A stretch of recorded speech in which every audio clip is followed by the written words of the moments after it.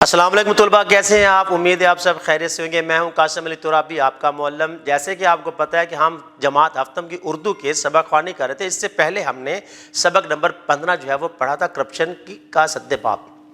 اس کو پڑھا، اس کے مشق بھی حل کی تھی۔ اب ہم چلتے ہیں ایک نئے سبق کی طرف، یعنی کشمیر جنت نظیر۔ تو دیکھتے ہیں اس میں مصنف نے کشمیر کے بارے میں ہمیں کیا کیا بتلایا، اس کی تاریخ کے بارے میں کیا بتلایا ہے، کشمیر کی تحریک جو ہے وہ کب چلی، اس میں کتنے جو ہے وہ عرصہ گزر چکا ہے، اور کتنے عرصے سے کشمیری جو ہے اپنی آزادی کے لیے جدوجہد کر رہے ہیں۔ تو چلتے ہیں سبق کی طرف، کشمیر جنت نظیر۔ سبق نمبر 16، کشمیر وادی جنت نظیر۔ ناشتے کی میز پر ہم بچے بے حد خوش تھے کیونکہ آج ہمیں اسکول سے چھٹی تھی، اس لیے ہم سکون اور اطمینان سے ناشتہ کرنے میں مشغول تھے۔ جیسے ہی دادا جان کھانے کے کمرے میں داخل ہوئے تو سب بچے خاموش ہو گئے۔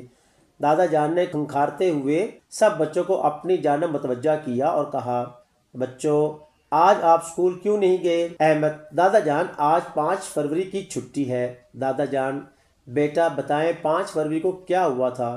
ناصر: دادا جان ہمیں صرف اتنا ہی پتہ ہے کہ آج یوم کشمیر ہے۔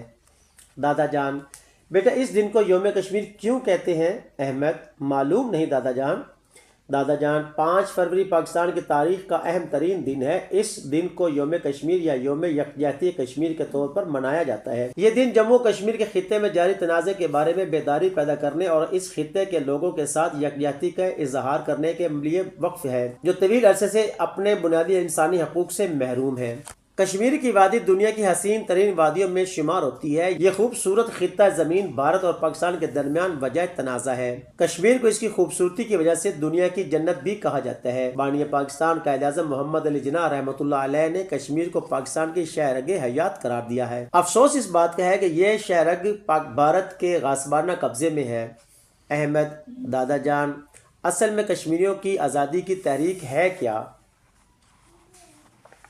دادا جان: بیٹا آپ جانتے ہیں کہ تقسیم ہند کے وقت فیصلہ ہوا تھا کہ مسلم اکثریتی علاقے پاکستان اور ہندو اکثریتی علاقے بھارت کو دے دیے جائیں گے، مگر اس وقت کے مہاراجہ ہری سنگھ نے معاہدہ تقسیم کی خلاف ورزی کرتے ہوئے 95% مسلمان کشمیریوں کی مرضی کے خلاف کشمیر کا الحاق کا اعلان بھارت سے کر دیا۔ جب قائد اعظم محمد علی جناح رحمۃ اللہ علیہ نے کشمیر کی جغرافیائی اہمیت کے تناظر میں اسے پاکستان کی شہرک قرار دیا اور پھر اس شہرک پر 1948 میں بھارت نے زبردستی اپنی فوجیں داخل کر کے تسلط جما لیا، جسے غیور کشمیریوں نے قبول نہ کیا۔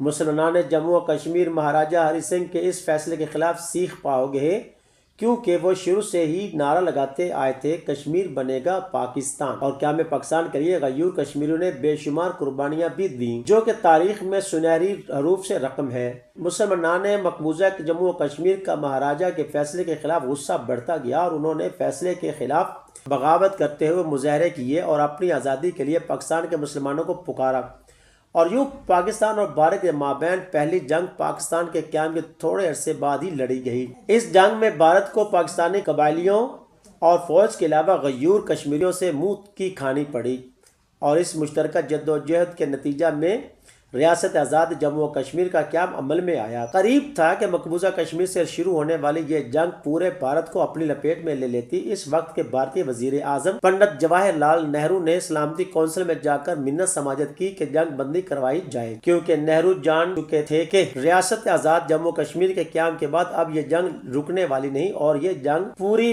مقبوضہ وادی کشمیر کو آزاد کروا کے بھارت تک پہنچ جائے گی۔ اس لیے نہرو سلامتی کونسل پہنچے، جس کے باعث سلامتی کونسل میں بیٹھے لوگوں سے ساز باز کر کے جنگ بندی کا باقاعدہ اعلان کروایا، اور اس کے ساتھ نہرو نے سلامتی کونسل سے مقبوضہ کشمیر کے باسیوں سے رائے شماری کا وعدہ بھی کیا کہ ریفرنڈم کروایا جائے گا، جس میں مقبوضہ کشمیر کے باسیوں کا حق دیا جائے گا کہ وہ خود انتخاب کر سکیں کہ انہوں نے الحاق بھارت کے ساتھ کرنا ہے یا پاکستان کے ساتھ۔ تاہم بعد میں بھارت رائے شماری کے وعدے سے ہی مکر گیا اور کشمیر کو اپنا اٹوٹ انگ قرار دینے لگا۔ اس وقت سے کشمیریوں کا احتجاج جاری ہے۔ کشمیریوں کا احتجاج روکنے کے لیے بھارتی فوج نے ہزاروں کشمیریوں کو گرفتار کر لیا اور تشدد کا نشانہ بنایا۔ بھارتی فوج کے تشدد اور زیادتیوں کے باوجود کشمیریوں نے اپنی تحریک جاری رکھی ہوئی ہے۔ بھارتی فوج نے آزادی کے متوالے ہزاروں کشمیریوں کو شہید کر دیا۔